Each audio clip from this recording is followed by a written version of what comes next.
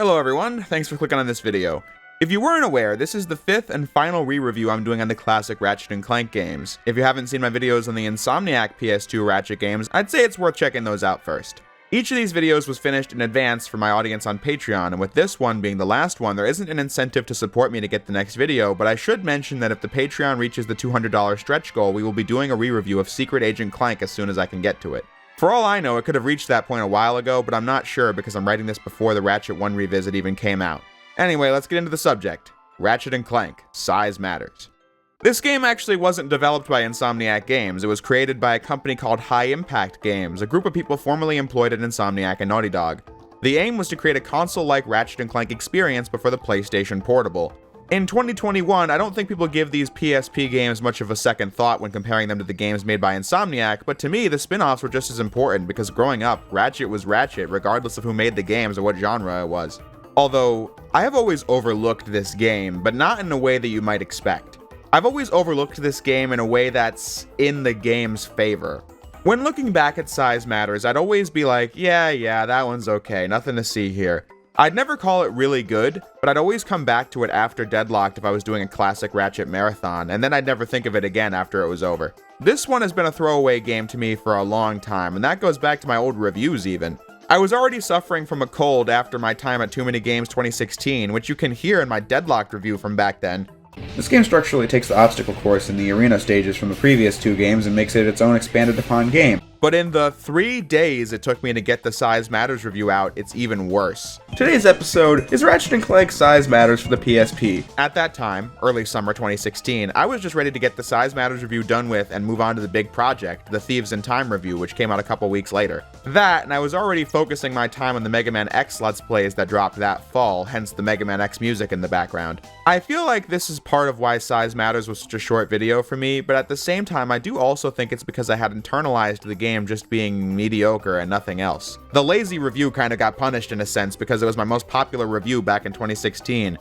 This was the world before X6 came out in 2017. But this all changed in 2018 when JebTube did his video on this game, and talking to him while he played it for the first time made me realize something. This game sucks, laughably so, but I have just as much nostalgia for this game as I do the previous ones. Like I said in the Sonic Rivals video, I had a PSP back in the day, and this was one of the games that I played on it.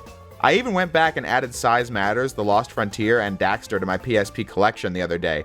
I actually think I played this game before Deadlocked since I got a PSP in 2007 and Deadlocked in 2008. I wasn't sure which one came first, so in the last video I just said I played Deadlocked after 2 and 3 since that was the important part. The same birthday I got Deadlocked also being the time where I got Size Matters in the PlayStation 2 for the first time. I was never actually able to beat this game when I was a kid, but I didn't think that was out of the ordinary since I couldn't beat any of these games. The point I'm making is that the nostalgia factor is still there for this game like it was for the previous games, so I mean it when I say I think this game just doesn't hold up. This might be the part where somebody will say that of course the standards are lower because this one was on the PlayStation Portable and the other games were on the PlayStation 2. True as that may be, it doesn't factor into the review at all. By the standards of handheld gaming in 2007, it's pretty damn cool that they could get such a close replication of the Ratchet & Clank experience on a handheld. It goes to show just how powerful the PSP is, given that the previous generation of handhelds, the Game Boy Advance, was at best a replication of cutting-edge games from 10 years prior, not 3 years prior like what the PSP could do. However, this being a mind-blowing Ratchet handheld experience by 2007 standards isn't really that important to me because I'm not living in 2007. I was there, I played this game when it was new, however, in 2021, I'm just going to judge it based on my experience with it today like I do everything. If a game doesn't hold up for me, it just doesn't hold up. The PSP version got much higher scores from critics than the PlayStation 2 port, which only came out a year later. For a long time now, a myth has existed that the PS2 version of Size Matters is this butchered port of a pretty good game. I even say in my old review on this game that it's something I've heard for years, but I never really knew why anyone said it was that way, and went ahead doing it on PS2 because I grew up on both and couldn't tell the difference. In 2021, I can confidently tell you that this is a myth. One that, from what I gather, will be busted soon. Or maybe it already was. I'm writing this on June 20th after all. It all goes back to the review scores this game got. In 2007, Size Matters was this mind-blowing handheld game, but in 2008, it's just a console port of a game that came out the previous year, when game critics already have enough on their plate with new releases. So you boot up the game on PS2 and it's the same handheld game it was before, but on console. Suddenly, it's not so impressive and gets lesser scores. The end.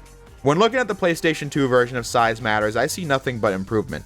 The cutscenes are still pre-rendered and look pretty blurry as a result. The audio quality is still low, and the multiplayer was no longer online. However, the gameplay is improved because the PS2 obviously has 2 analog sticks, where the PSP only has 1. So the PS2 version was able to have lock strafe controls where you move the character with the left stick, control the camera with the right stick, and shoot with R1. A much more comfortable setup, helped by the fact that the camera is more zoomed out than on PSP. You could say the PS2 version is darker looking than on PSP, and that's because the devs were able to use the hardware to create more convincing shading effects in the environment, also having much higher quality textures and models. The game even got a bump to a 480p resolution on PS2, but I decided to be consistent with what I said in the Ratchet 1 video. I want these videos to show these games how they were originally presented with the developers' original vision. Although, since the PS2 version was made by High Impact, doesn't that mean it's also their original vision? Oh well, PSP it is. And we'll see just how much better it truly is. From the offset, I planned on doing this game on an emulator, but the PSP emulator is really high on the bloom for Size Matters and Secret Agent Clank. I assumed this was some kind of emulator shenanigans like you could see in my Sonic Rivals video, and so I decided to go the extra mile. I busted out my PS TV and used that for this game by buying it, Secret Agent Clank, and The Lost Frontier off of the Vita shop. And I already own Daxter on this memory card anyway. This way I can play the games as originally conceived. Of course, the Vita TV looks terrible because it just takes the original Vita graphics and blows them up, something visible in my videos on Sonic Rivals and Metal Gear Solid Portable Ops. And to combat this, the other day I spent hours trying to install a perfect pixel software mod onto the PS TV and achieved this look, which gives you an integer scale, which I will then zoom in on like I have for the previous games. Now, we're several minutes into the video, and I've said nothing about the mechanics, and the video is already longer than my original review ever was. But hey, I want to go big or go home with these re-reviews. I want to really get it right, so I'm saying everything about these games that's important to me. Having said that, let's dive into Ratchet and Clank Size Matters. Not the PlayStation 2 version, but the supposedly better PlayStation Portable version played on the PlayStation Vita but really on the PlayStation TV, soft-modded to not look terribly blurry. My god, what a mouthful. To waste no time, one of the worst things about Size Matters from the word go would be the controls. By default, you move the analog stick to control Ratchet with the L and R buttons controlling the camera, left with L and right with R. With a weapon equipped, you need to use the D-pad to strafe left, right, and back. Thankfully, you can change it in the options menu to make the analog stick do the strafing and the camera being controlled on L and R. Honestly, you can get pretty used to this. Circle fires your weapon, but with the camera being on the triggers, there's no claw grip in this game. What is a problem in Size Matters is how Ratchet handles. When looking at it, you'd think it's just a slower version of the previous games, and that's true, but they also have this issue where Ratchet does this U-turn when moving the analog stick or the D-pad front and back. When playing on gravity boot sections, this becomes a nightmare. So are segments with tiny platforms since Ratchet does a U-turn when moving backwards. It also doesn't help that the camera is so zoomed in on the PSP that I can barely see critical information sometimes. The PSP having less buttons than the PS2 creates a lot of problems in this game, the basic controls being one of them, but then another annoyance being the long jump. Something easily executed in the previous games that becomes aggravating in Size Matters because you have to hold down L and R and press jump at the same time. The timing window is pretty small because it often will lead to me just jumping repeatedly instead of long jumping. Another problem that got fixed by this game being brought to PS2. So many conveniences from the previous games got dropped in this one, some of which are obvious concessions for being a handheld game like the different control options, but others just make no sense to be omitted, like how Up Your Arsenal changed bolt cranks. In previous games you need to spin the analog stick, but in Up Your Arsenal you just have to hold it down. This game going back to old game logic. Fair enough. What's not fair is that they removed the second quick select ring. Why? You still get a pretty well-endowed arsenal by the end of this game, so by the final stages, I'd have to stop and select gadgets I needed to progress from the menu because I decided to make room for weapons on the one quick select ring I had. But those issues don't compare to one of the biggest ones. This game has one of the worst weapon rosters in the history of the franchise, this warranting a larger discussion of what metrics I use to judge weapons by. I noticed while editing my Ratchet Deadlocked review that I said the Magma Cannon and the B6 Obliterator weren't as powerful as their counterparts from Ratchet 2 and Ratchet 3. However, someone could argue against my points simply by using the damage charts and other hard data. But this isn't really the standard I was using when critiquing the weapons. It's all based on how I felt while using them. And the Magma Cannon's sound effects just didn't feel as powerful when using it as the ones from the previous games. This giving me flashbacks to the Resident Evil 2 remake video from a couple months ago where I said that I thought Claire was more powerful to play as compared to Leon because of the more explosive weapons and my getting my ass kicked more in my hardcore Leon run. When comments pointed out that on a more objective stance, I was wrong. Something I am readily able to admit in this case because I'm just talking about how powerful I felt with the weapons regardless of the stats. This leads into Ratchet and Clank Size Matters, and I'm pretty confident about my saying these weapons are mostly all bad because of how they felt to use. Which is weird on paper because they're all the same archetypes from the previous games. The Lacerator shouldn't be any different than the Lancer or the N60 Storm, but what makes the weapons in Size Matters feel so terrible to use is because of 1, weak sound design, and the real issue, the fact that it takes forever to kill literally anything in this game. This goes for all the weapons, no better example than the concussion gun, the worst shotgun weapon I have ever used.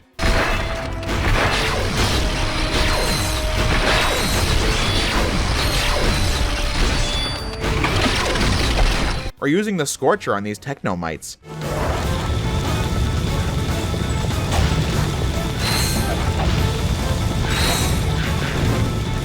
Jeez, why does it have to take so long to kill enemies? This sucks the fun right out of using any weapon because enemies don't even react to being shot with something called the concussion gun. So you get no feedback from the enemies for using your weapons, and you can clearly tell that it's taking way longer than it should to kill them. These are two fundamental problems. It kills the pace and the appeal of Ratchet combat because the weapons aren't fun to use. Like the B-mines that get destroyed in 2 seconds, or the Agents of Doom that got an upgrade to attack from a distance, and yet during the Technomite dropship boss, these dummies are over here trying and failing to attack a dropship from the ground. This is why I think Ratchet and Clank Size Matters is fundamentally broken, and it's fair to judge it as such. Technically speaking, this was impressive for a handheld game in 2007, but the fact that the weapons do no damage is not something that came as a result of it being on the PSP, nor was it a compromise that came from that like the controls. This is just poor weapon and enemy design, and it makes the game a chore to play. On the level where Ratchet gets captured and has to find all his weapons again, I was pleasantly surprised that they just gave you a concussion gun for free, assuming you'd actually spent bolts on this trash, which I did not. I got a free weapon I would have wasted 10,000 bolts on otherwise. Although I suppose Ratchet being captured for a stage does warrant a discussion of the story. This is also one of the worst in the series. But hey, at least it keeps me entertained because this is also one of the funniest Ratchet stories because of it being so terrible. Ratchet and Clank are on vacation after so many galaxy-saving missions, and that is interrupted by a girl named Luna who wants to report on them for a school project, which leads to her being captured by robots called the Technomites. Ratchet and Clank then set out to save her, but she's actually with the Technomites, and this causes Ratchet to be captured and his DNA stolen before Clank rescues him. When he does, they set out to stop whatever the Technomites are up to. What makes the story so comical for me is how unlikable Ratchet is. You could say it's bringing him back to Ratchet 1 logic, but that's not even true. This guy is just a dunce now, who gets angry over nothing in so many cutscenes. Like how the start of the game has this subplot where Ratchet doesn't believe the Technomites are real and he bugs out over it. There are no Technomites! Why is he so mad about this? It kills me every time. This goes nowhere, by the way. Ratchet never has a scene of realizing that he blew up on his friends over the existence of Technomites. That's just dropped from the story as it's introduced. Ratchet's just an ass in this game, and his being such a jerk makes me laugh every time. Like when Luna betrays them and stops using her fake speech impediment. You mean your friends, right? Ratchet, that is very insensitive. And he's also a moron now, too. Let's get her! Ratchet, do you notice anything unusual about Luna? Well, she does seem to have an unusually large door in the back of her head. And why do you suppose that is? She's, robot? Correct. That scene literally being something that happened in the first game, but in reverse. We urgently need your assistance. Clank, Yes? do you notice anything unusual about Captain Quark? Well, I find the fact that he has a spring where his leg should be to be quite puzzling. And why do you think that is? Possibly an injury incurred while battling evil? This isn't the real Captain Quark, you numbskull. It's a robot. Oh. This is why I can't say that Ratchet is like the first game here, because that Ratchet's personality made a lot more sense. This Ratchet is just a short-tempered idiot. Something I wouldn't have ever described his character as before, especially after going through what he did in the first 4 games. This story is also comical because it's so contrived. Quark is in this game and he just gets tossed into the story out of nowhere. Quark?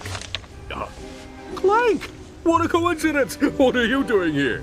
I am trailing Ratchet and Clank to see what they are doing, so I can join in on their next adventure.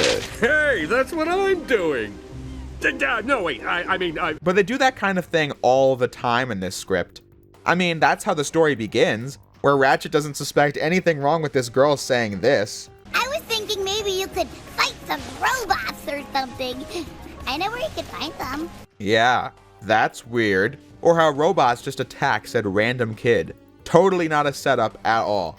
When Ratchet gets captured, Clank just wakes up on the other side of the galaxy in the middle of a robot war, and then to even know Ratchet's in trouble, Scrunch the monkey from Ratchet 3 just shows up and gives Clank the location of Ratchet as well as a video of him on the operating table. Imagine playing this and not knowing who Scrunch is. The story, out of nowhere, just has a monkey come and give Clank info. Even as someone who does know who that is, it still makes no sense. They then introduce this story about Ratchet wanting revenge on the Technomites for stealing his DNA. I'll handle this one.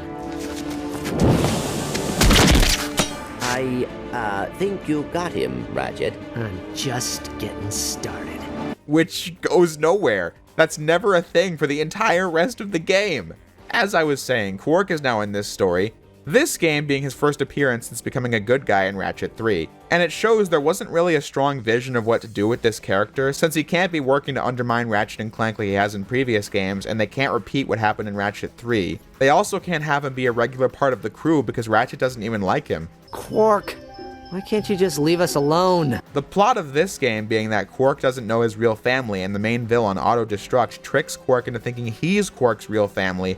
This happens because Quark is, you guessed it, much dumber in this story than before, let's just say, having fallen for FauxFamily.com, and the story makes sure to ignore how stupid that is by having the characters acknowledge it, and not care. FauxFamily.com? Does that seem odd to you? Whatever. At least he's out of here. Then there's this cutscene at the end of the game that got cut from the PS2 version. Great news, fellas! I found my father! Turns out he is the leader Not of the... now, Quark. We've got important business to take care of. He literally was about to tell them that the Technomite leader is apparently his real dad. And they obviously would know that's nonsense, but Ratchet just cuts him off and leaves. I bet they cut this scene because it makes the story a lot worse, because you could have cut the next 2 levels and gone straight to the final boss if they just listened to him. This story is horrible, a product of bad characterization and contrived scenarios.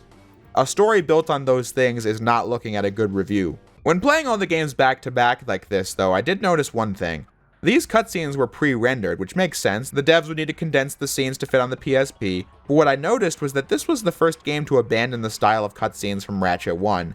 What I mean is, in the first 4 games, all in-engine cutscenes took place with no background music. What did have background music would be ads like the infobots from Ratchet 1 and 2, or the commercial type moments in Ratchet 3 and Deadlocked. I feel like this was done to contrast real life from the overly produced videos you see that reflect the culture of the galaxies. Deadlocked does have music in the cutscenes in Vox's office, but I'm taking those as exceptions. By comparison, this game has all kinds of shots you wouldn't really see in the other games, like high-angle shots and things of that nature.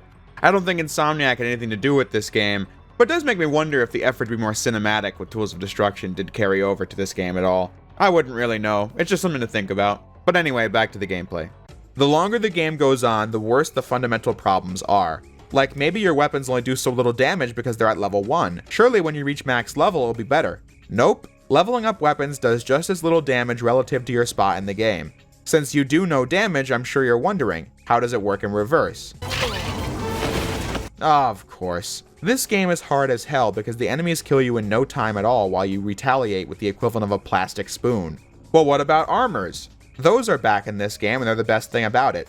You find pieces of armor and can mix and match them for different effects. The 4 pieces of one armor having a specific attribute and mixing and matching them yielding you a boost in damage. However, this is pretty small since you'll still die way too fast in this game, armor or not. So what good I do have to say about the armor system and its customization goes out the window because they can't even do the one job they had correctly. Before I move on though, I feel it necessary to mention other positives with the experience.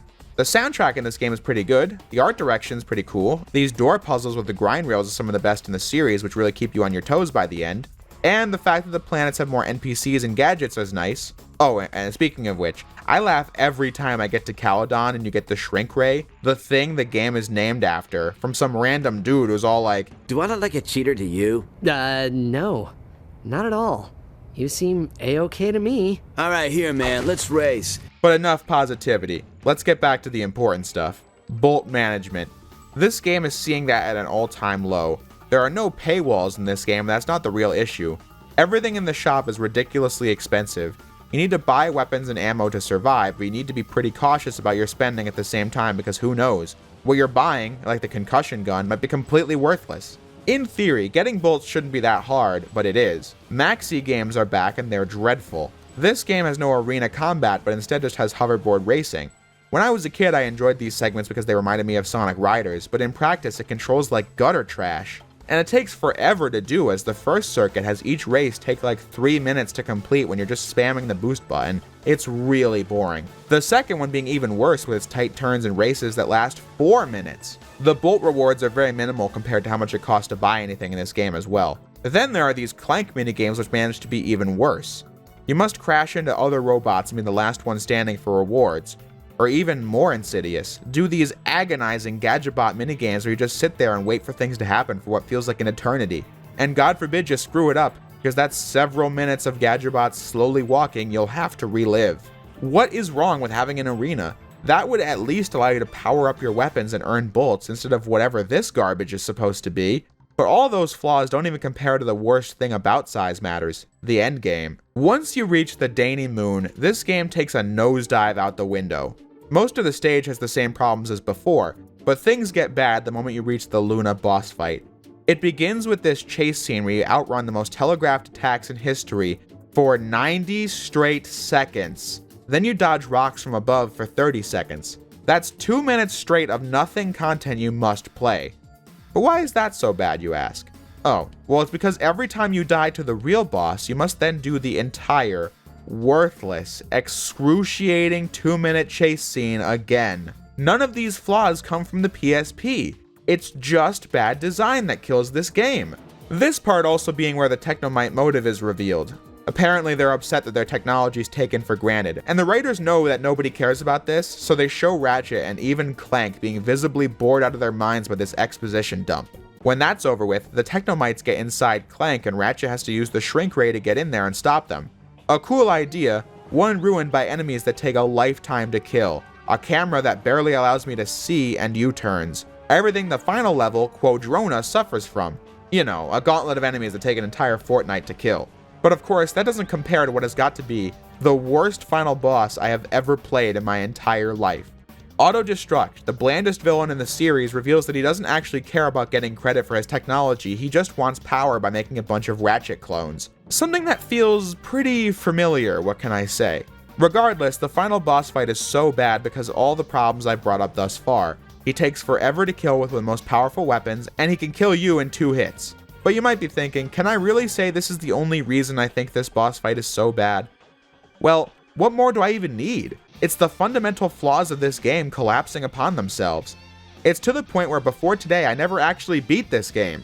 On all playthroughs, including my original review, I reached this point and just rage quit. The unfamiliar with this might ask why. Since you have infinite tries, why not just keep going?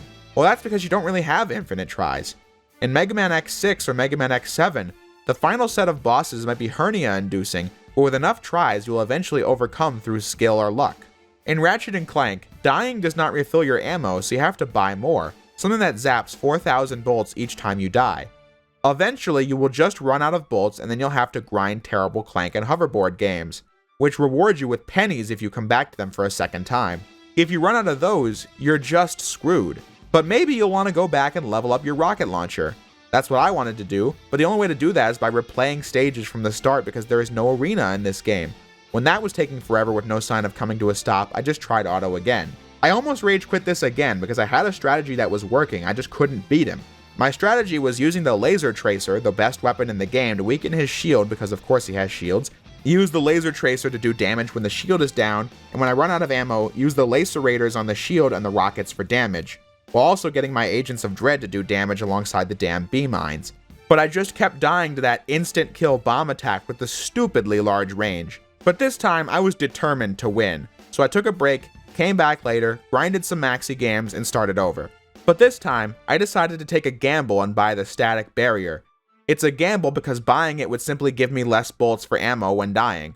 And then, it turns out, that at level 1, the static barrier protects you from all damage for 5 straight hits. Combining this with the aforementioned strategy allowed me to win on the first try. Wow. This boss fight eluded me for my entire life, and what do you know, all you needed was fully maxed out Agents of Dread, level 3 rockets, a level 2 laser tracer, a level 1 static barrier, and don't forget the B-mines and the 6 infinity stones for good measure. With those, you'll be able to beat this boss on the first try. What a joke. Before, I kept thinking this was a war of attrition, which is why on previous playthroughs I would bring the PDA to last longer mid-fight. But that's just suicide because ammo costs even more that way, giving you less tries to beat him. This strategy does not work because he can kill you in 5 seconds. No, you just needed a specific list of weapons and then victory is yours. This boss is all of this game's worst traits wrapped up in one, making it one of the most miserable sections of gameplay I've ever dealt with. After you win, the ending is worthless. I mean, you'd think I'd feel something when beating a game I got when I was 6 at the ripe old age of 20 for the first time. But no, finding out that the static barrier was the one thing between me and victory the entire time makes me hate the boss fight even more. As I was saying, in the end, Otto's brain gets switched with Scrunch the monkey, making him a non-threat, and his Ratchet clones are sold as commercial products. Quark finds out that his real parents were famous heroes. Don't know how he didn't know that before if it was the case, but who cares, the game is over. Challenge mode is still a thing, but of course, the new weapon upgrades cost 250,000 bolts each, and the Rhino costs 9 million bolts. Like, what were they thinking? I'm not playing that. Beating Auto-Destruct is the only achievement I needed. Never touching this game again. This is why I said earlier that I used to overlook this game, but in a way where it was in the game's favor. Leaving Size Matters as just okay allows the game to get away with being fundamentally joyless. At every stage of the game, it's either putting me to sleep or making me really mad. Basically no in between.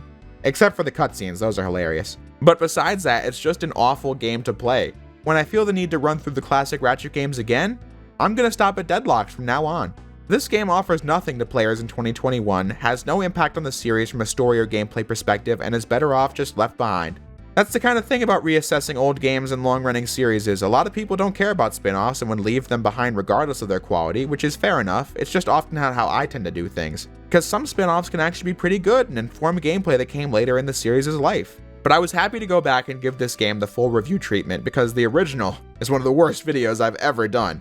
Something that was clear the day it came out. I think I owed the game this video. And hey, I was able to finally beat it. Hooray! But that's basically it. This was the last Ratchet Re-Review. At time of writing, the Rift Apart video just came out and didn't really do as well as I'd hoped, and I can kind of see the ways in which the video was fundamentally flawed itself and how I could have approached it differently. But what's important to note is that this video is being finished the week before the Ratchet 1 video drops. I've gone through a lot in the time since the Sonic Rivals upload and was dealing with a lot before then, but I set out to execute this plan of getting these 5 videos done in advance and releasing them week after week. I don't know if it will have been worth it from a views perspective and all that, but I created a plan and executed it with perfect precision. I produced 6 full videos, each one taking about a week to do, and I never gave up, took no days off, and achieved the goal I set out to do. Like I said, YouTube career-wise, maybe it won't be worth it, but I gained a lot of valuable experience having done this. What took my Sonic Unleashed videos like 3 weeks to make was the procrastination in writing the script. But I didn't have that with these videos, proving to myself that I can conquer that problem if I felt so inclined. Perhaps you don't care about this, but the fact that I was able to get all these videos done, even outpacing my best case scenario projections, is something I'm really proud of having done. Giving these 5 classic games from my childhood videos that I can look back on and be really happy about how they turned out. Videos that were made at record production time, regardless of views. Like I said, that's all pretty good. This brings up the discussion of whether or not re-reviewing games is even worth doing in the first place. I mean, in real life, I've been told that I'm doing this series of videos and plan on doing it for other games I did in the past out of a sense of irrational self-criticism. I admit, I'm pretty harsh about my older stuff, but I still appreciate the context in which they were released. The original Ratchet videos were crucial parts of my learning how to review games on YouTube, something I wanted to do for years prior to that. And hell, for their time, these are some of my best videos. In general, I don't feel like re-reviews need to be something you're super ashamed of doing. I once had a principle I learned from a friend of mine, Exoparadigm Gamer. I'm sure you've heard of him. His idea going into his channel is that you shouldn't start with some of your favorite games because you'll inevitably feel like you could do it better and then you'll do that. Not calling him out, I agreed with him since my channel was basically the poster child of what happens when you don't do what he says. I make a Sly Trilogy series that holds up like shit. I redo them in a year and I still don't like the results looking back. But I think everyone starts out thinking they'll make good videos from day one. And even when you have reached a basic degree of competence at it, there will still be things you could do better, like audio settings or footage quality. Each new video is, on average, your new peak, but you'll always learn and grow, so I no longer feel like going back and applying new skills to old topics is a source of shame. Just do what you're passionate about, is my current outlook. In 5 years from now, I might feel like I could do this series of videos better. However, I currently make videos that I find entertaining with no obvious structural or technical failings that need to be improved upon. I don't see time making that any less true. To close out, if this is the last of the Ratchet re-reviews this year, I hope you enjoyed the ride. Because I enjoyed making these videos and look forward to releasing them and getting the audience's thoughts. If the Secret Agent Clank re-review goal has been reached by this point, then I'll see you then. If not, I hope you look forward to what is after that regardless. Thanks everyone for watching, and I'll see you next time.